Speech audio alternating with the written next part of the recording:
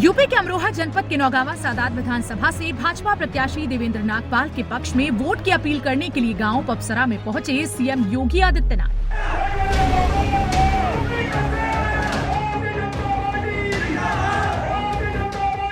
CM योगी ने कहा कि आज ये चुनाव दुनिया की निगाहों में है। उन्होंने कांवड़ यात्रा, बेटियों की सुरक्षा का हवाला दिया और गुंडों के खिलाफ कार्रवाई की बात भी कही। योगी आदित्यनाथ ने कहा कि आज कहीं भी व्यापारियों को पलायन करने की जरूरत नहीं पड़ती। आज व्यापारी वर्ग पूरी तरह से सुरक्षित है और प्रदेश आगे बढ़ रहा है। उन्होंने कहा कि आज प्रदेश में दंगे नहीं होते। आपने 5 साल समाजवादी की सरकार देखी है और बीजेपी की भी देखी। कोरोना की तीसरी लहर आकर भी चली गई और आज विधानसभा चुनाव के दौरान 27 करोड़ लोग डबल डोज वैक्सीन भी लगवा चुके हैं। उन्होंने कहा कि आज डबल इंजन की सरकार ने डबल डोज वैक्सीन और डबल राशन सबको उपलब्ध कराया है। पीएम आवास योजना का हवाला दिया। गन्ना किसानों के जाटलैंड में बताया कि गन्ने का भुगतान समय पर हो रहा है।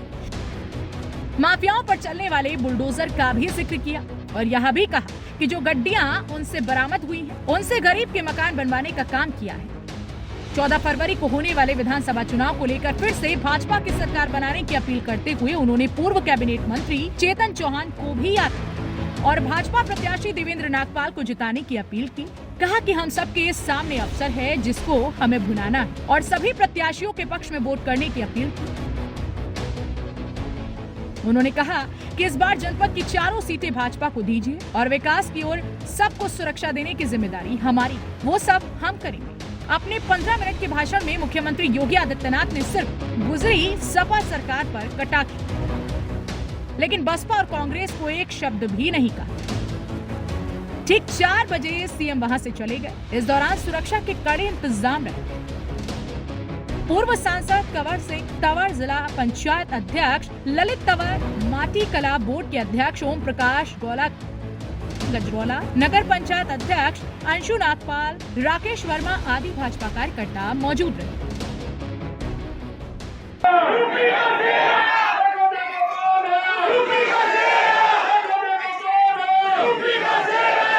उत्तर प्रदेश के अंदर हम लोग विधानसभा चुनाव का सामना कर रहे हैं।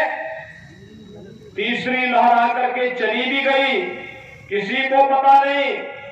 27 करोड़ से अधिक लोगों को वैक्सीन की डोज दे चुके हैं। फ्री में टेस्ट, फ्री में उपचार, फ्री में वैक्सीन, सबको वैक्सीन। जो लोग वैक्सीन के खिलाफ दुष्प्रचार कर रहे थे, आज उनको मुंहतोड़ जवाब देने की आवश्यकता है। कितने लोगों ने वैक्सीन लिया है? यहां पर सभी लोग वैक्सीन ले चुके हैं, यानी 100% वैक्सीनेशन होना। जो लोग वैक्सीन के खिलाफ दुष्प्रचार करते थे, यह कि मोदी वैक्सीन है, ये भाजपा का वैक्सीन है, भाइयों बहनों, उनको जवाब देने की आवश्यकता है। किसी भाजपा और मोदी वैक्सीन ने हमारी जान को बचाया है और डबल इंजन की सरकार है तो महामारी के दौरान डबल डोज राशन की भी गरीबों को उपलब्ध की जा रही है।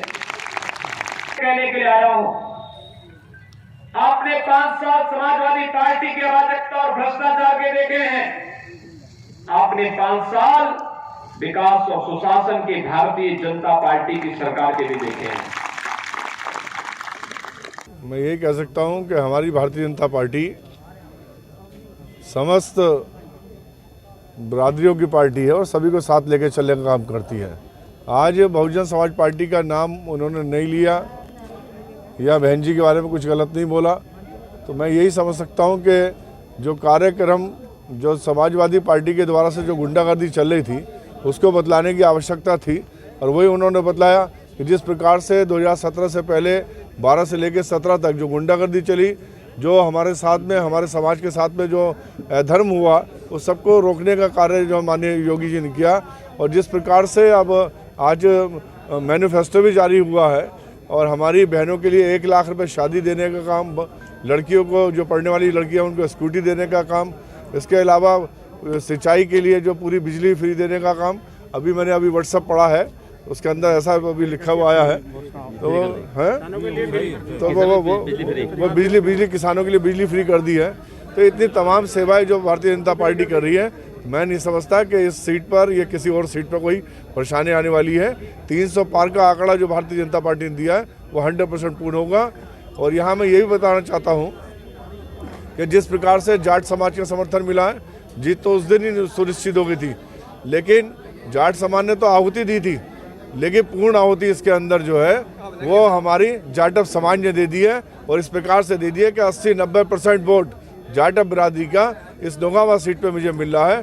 और मुझे उम्मीद है कि एक इतिहास रचने का काम नौगांवा विधानसभा के लोग करेंगे। अमरोहा से फजल अहमद के साथ सैयद जमशेद, एक्सप्रेस न्यूज अमरोहा।